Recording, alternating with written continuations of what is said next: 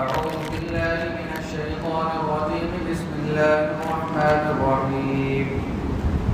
والمرسلات عرفا فالعاصفات عصفا والناشرات نشرا فالفارقات فرقا فالملقيات ذكرا عذرا أو نذرا إنما توعدون لواقع فإذا النجوم طمست وإذا السماء فرجت وإذا الجبال نسفت وإذا الرسل أقتت لأي يوم أجلت ليوم الفصل وما أدراك ما يوم الفصل ويل يومئذ للمكذبين ألم نهلك الأولين ثم نتبعهم الآخرين كذلك نفعل بالمجرمين ويل يومئذ للمكذبين ألم نخلقكم من ماء مهين فجعلناه في قرار مكين إلى قدر معلوم فقدرنا فنعم القادرون ويل يومئذ للمكذبين صدق الله العظيم. سورۃ المرسلات یہ بھی مکی سورت ہے، 50 آیتیں اس کے اندر ہیں اور 2 رکوع ہیں.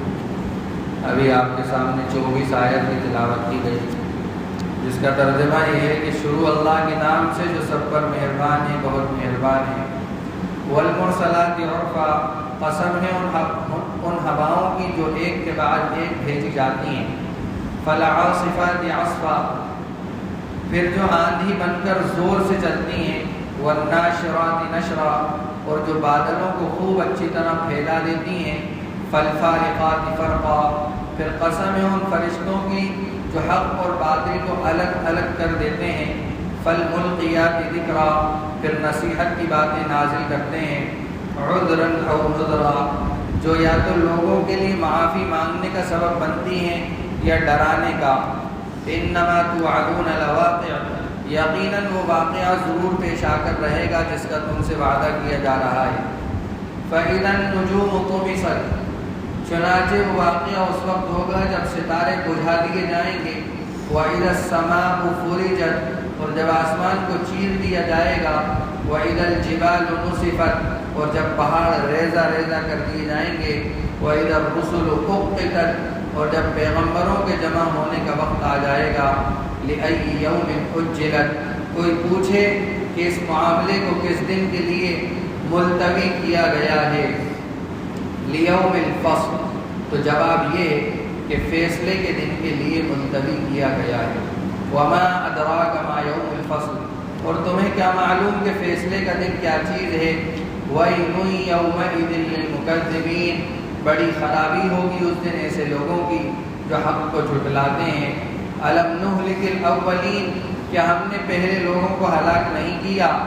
ثم نتبعهم الآخرین، پھر انہی کے پیچھے بعد والوں کو بھی چلتا کر دیں گے. کذالک نفعل بالمجرمین، ایسا ہی سلوک ہم مجرموں کے ساتھ کیا کرتے ہیں. ویل یومئذ للمکذبین، بڑی خرابی ہوگی اس دن ایسے لوگوں کی جو حق کو جھٹلاتے ہیں. الم نخلقکم من ماء مہین، کیا ہم نے تمہیں ایک حقیر پانی سے پیدا نہیں کیا. فجعلناہ فی قرار مکین، پھر ہم نے اسے مقررہ وقت تک ایک مضبوط قرار کی جگہ میں رکھا. الی قدر معلوم، پھر ہم نے توازن پیدا کیا، چنانچہ اچھا توازن پیدا کرنے والے ہم ہیں. فقدرنا فنعم القادرون ویل یومئذ للمکذبین، بڑی خرابی ہوگی اس دن ایسے لوگوں کی جو حق کو جھٹلاتے ہیں. بار بار آپ کے سامنے بات آئی ہے کہ مکی جو صورتیں ہوتی ہیں ان کے جو مضامین ہوتے ہیں، ان کا جو انداز بیان ہوتا ہے اور ان کا جو مقصد ہوتا ہے مکی صورتوں کا، وہ ایمان، آخرت، قیامت، حشر نشر، جزا سزا، یہ مکی صورتوں کے ٹاپکس ہیں، یہ مضامین ہیں مکی صورت. اس میں بھی وہی سارے مضامین اللہ تبارک و تعالی نے بیان کیے جو اب تک آپ مکمل 2 پاروں کے اندر 30واں اور 29واں بھی آخری سورت ہے 29ویں پارے کی، اس کے اندر بھی وہی مضمون اللہ تبارک و تعالیٰ نے بیان کیا، قسم کھا کر۔ یہاں دو باتیں ہیں، بلکہ تین باتیں ہیں۔ یہ جو صفات آئی ہیں، مرسلات، عاصفات، ناشرات، فارقات، ملقیات، 5 صفتیں آئی ہیں۔ ان صفتوں کا کوئی موصوف نہیں ہے کہ یعنی ان صفتوں کا کوئی موصوف نہیں ہے کا مطلب یہ ہے کہ یہ کس کی صفتیں ہیں، کس کے بارے میں یہ صفات بیان کی جا رہی ہیں کہ جو ایک کے بعد ایک بھیجی جاتی ہیں، جو آندھی بن کر زور سے چلتی ہیں، جو اچھی طرح پھیلا دی جاتی ہیں، پھیلا دیتی ہیں، باطل حق اور باطل کو الگ الگ کر دیتی ہیں۔ یہ کیا چیزیں ہیں؟ تو بعض مفسرین نے یہ کہا ہے کہ یہ ہواؤں کی قسمیں ہیں۔ یہ 5 قسمیں جو ہیں یہ ہواؤں کی قسمیں ہیں۔ کسی نے کہا ہے کہ یہ فرشتوں کی قسمیں ہیں، کہ فرشتوں کی یہ جماعتیں ہوتی ہیں کہ فرشتے ایک کے بعد ایک اترتے ہیں اور جو بھی اس کی شکلیں ہوتی ہیں۔ اور بعض نے کہا ہے کہ شروع کی جو 3 صفتیں ہیں، جیسا کہ ترجمے میں بیان ہوا ابھی کہ 3 صفتیں، 3 قسمیں ہواؤں کے بارے میں ہیں اور 2 صفتیں، 2 قسمیں فرشتوں کے بارے میں ہیں۔ یہ قسم ہواؤں کی جو ایک کے بعد ایک بھیجی جاتی ہیں، قسم ہے جو ان ہواؤں کی جو آندھی بن کر زور زور سے چلتی ہیں، قسم ہے ان ہواؤں کی جو بادلوں کو خوب اچھی طرح پھیلا دیتی ہیں۔ یہ 3 قسمیں اور 3 صفات ہواؤں کی بتائی گئی ہیں۔ پھر قسم ہے ان فرشتوں کی جو حق اور باطل کو الگ الگ کر دیتے ہیں، اور پھر قسم ہے ان فرشتوں کی نصیحت کی باتیں نازل کرتے ہیں، جو نصیحت کی باتیں لے کر اترتے ہیں قرآن کی شکل میں اور بھی۔ تو یہ یہاں پر بھی وہی آخرت اور قیامت کا اللہ تبارک و تعالیٰ نے ذکر کیا ہے، یہ قسمیں کھا کر یہ بتایا پھر آگے کہ عذراً یہ انما توعدون لواقع، جو اللہ نے یہ قسمیں کھائی ہیں اور جو صفات بتائی ہیں وہ اس لیے کہ یقیناً وہ واقعہ ضرور پیش آ کر رہے گا جس کا تم سے وعدہ کیا جا رہا ہے، یعنی آخرت کا دن، حشر کا دن، نشر کا دن، انصاف کا دن، حق اور باطل کو الگ الگ کر دینے کا دن، اچھے کام کرنے والوں کو اچھے بدلے دینے کا دن اور برے کام کرنے والوں کو سزا دینے کا دن، وہ آ کر رہے گا جس کا تم سے وعدہ کیا جا رہا ہے۔ چنانچہ جب وہ آئے گا تو کیا کیفیت ہوگی اس دن کے آنے کی، کیا صورتحال ہوگی؟ وہی تو مکی صورتوں کا مضمون ہوتا ہے، قیامت کی جو ہولناکی، قیامت کی جو ایک زلزلہ انگیز جو گھڑی ہوگی، کہ جیسا کہ پہلے بیان ہو چکا ہے کہ سورہ 17 پارے کے اندر اللہ تبارک و تعالیٰ نے ارشاد فرمایا کہ وہ دن زلزلے کا دن ہوگا اور ایسا دن ہوگا کہ تم لوگوں کو نشے کی سی حالت میں دیکھو گے۔ کیا رہی نشے کی حالت، حالانکہ وہ نشے کی حالت میں نہیں ہوں گے، قرآن یہ کہہ رہا ہے۔ اور اس کا زلزلہ اتنا سخت ہوگا کہ جو پریگننٹ عورت ہوگی، جس کے پیٹ میں بچہ ہوگا، وہ اپنے بچے کو گرا دے گی، دودھ پیچھے بچے کو چھوڑ دے گی، دودھ پیتے بچے کو چھوڑ دے گی۔ ورنہ کیا ہوتا ہے جب ماں سوتی ہے رات میں اور بچہ ذرا سا ہوتا ہے تو فوراً ماں دودھ پلانے لگتی ہے، اتنی فکر مند ہوتی ہے بچے کے سلسلے میں، اتنی فکر مند ماں اس قیامت کی ہولناکی اور قیامت کے زلزلے کو دیکھ کر اس سے متاثر ہو کر اپنے دودھ پیتے بچے کو چھوڑ دے گی۔ تو فرمایا فَإِذَا النُّجُومُ طُمِسَتْ، کہ جب ستارے بجھا دیے جائیں گے، یا تو یہ ہوگا کہ ستارے توڑ پھوڑ دیے جائیں گے، یا یہ ہوگا کہ ستارے تو باقی رہیں گے لیکن ان کا جو نور ہوگا، ان کی جو روشنی ہوگی، اس کو چھین لیا جائے گا، ختم کر دیا جائے گا۔ وَإِذَا السَّمَاءُ فُرِجَتْ، اور جب آسمان کو چیر دیا جائے گا اور وہ ایسا ہو جائے گا جیسے روئی کا گالا، جہاں روئی دھلی جاتی ہے نا، اس کو مشین کے اندر یا پہلے جیسے دھنی جاتی ہو وہ ڈنڈے کے ذریعے سے جس طرح سے تو وہ روئی کے گالے اڑتے ہیں، یا آپ نے وہ ایک درخت ہوتا ہے جس میں سے روئی نکلتی ہے، شاید کپاس کا ہوتا ہے،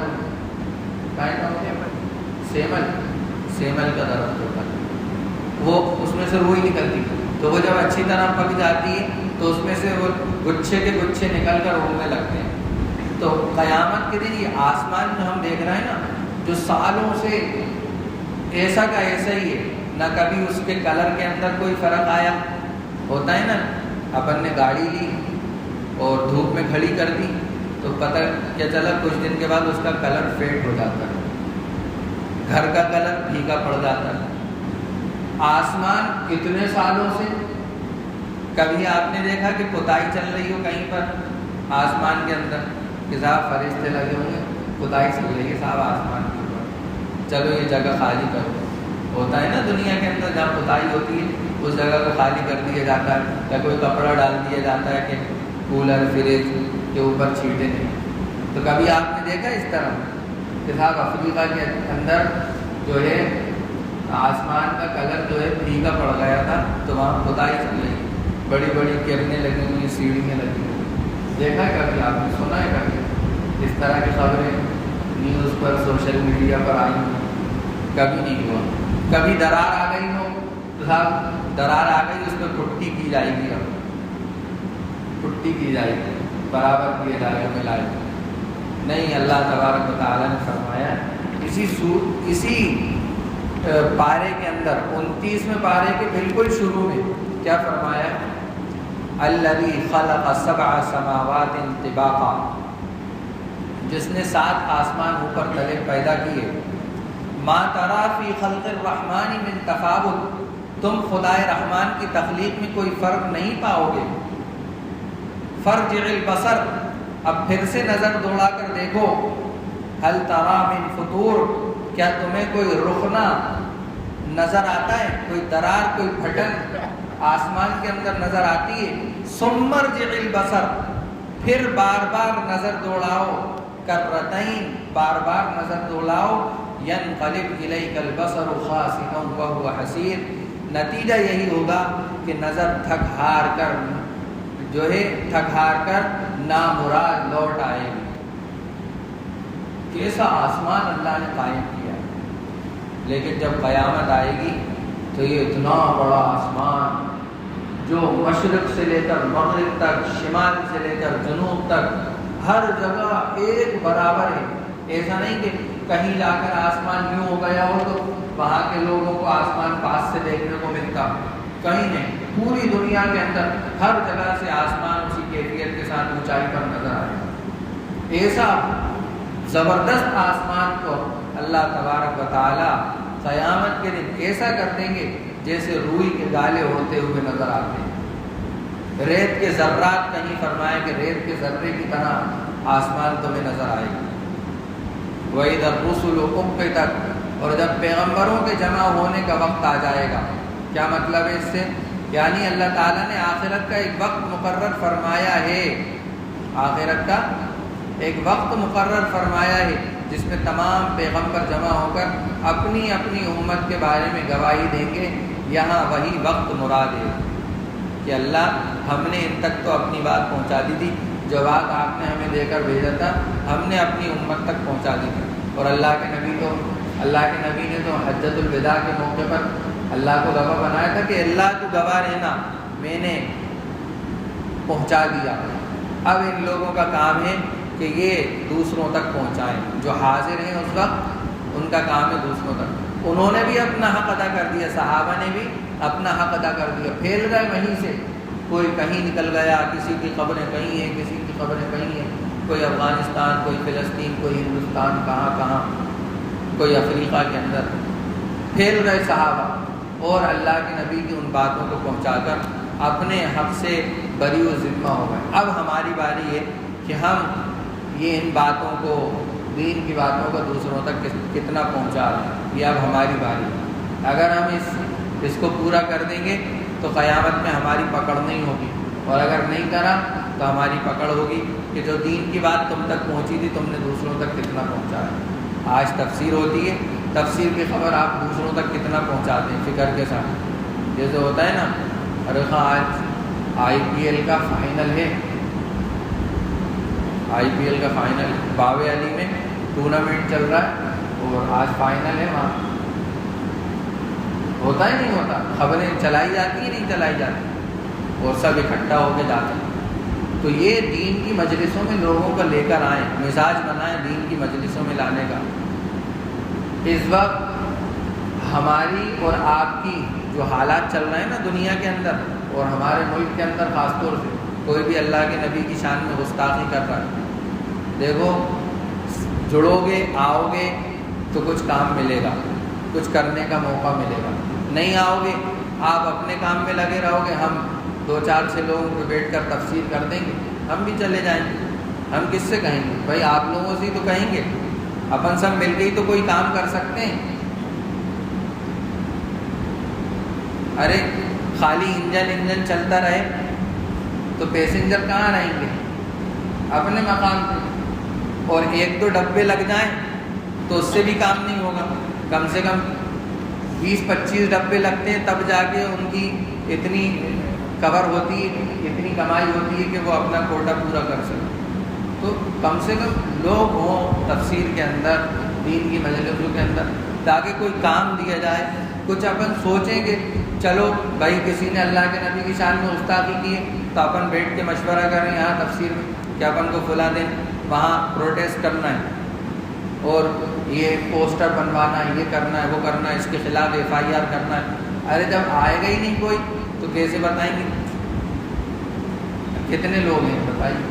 1 2 3 4 5 6 7 8 9 10 11 12 13 14 15 16 17 لوگ ہیں. 50 بھی نہیں، ورنہ اچھے خاصے بیٹھنا ہے ابھی کچھ دن پہ. تو جڑیں، علماء سے جڑیں، بڑوں سے جڑیں، کچھ کام ملے گا، کچھ اپنا کچھ لگ جائے گا. بھائی صحابہ نے تو پوری قربانیاں دے دی، جان کی بھی، مال کی بھی، سب کچھ لگا دیا. اپن کچھ ہی دے دیں قربانی، ہو سکتا ہے اللہ اسی قربانی کی بدولت اپن کو کامیاب کر دیں اور جنت کا پروانہ دے دیں. اچھا تم نے میرے نبی کی شان میں گستاخی ہو رہی تھی، اس کے خلاف تم نے آواز اٹھائی تھی، جاؤ میں نے تمہاری مغفرت کر. تو دوستوں جڑیں ذرا اس. پھر آگے فرمایا کہ لِأَيِّ يَوْمٍ أُجِّلَتْ، کہ کوئی پوچھے کہ اس معاملے کو کس دن کے لیے ملتوی کیا گیا ہے، یعنی اس کو کس دن کے لیے اس کو آگے بڑھایا گیا ہے، ڈیلے کیا گیا ہے، کس دن کے لیے؟ تو فرمایا فیصلے کے دن کے لیے. جس دن فیصلہ ہوگا اس دن یہ ساری چیزیں پیش آئیں گی. ستاروں کا، آسمان کا، نبیوں کا جمع ہونا، ستاروں کا ٹوٹنا، آسمان کا ٹوٹنا، یہ ساری چیزیں اس دن ہوں گی، فیصلے کے دن. اب پوچھا جا رہا ہے وما ادراک ما یوم الفصل، وہ فیصلے کا دن کیا چیز ہے؟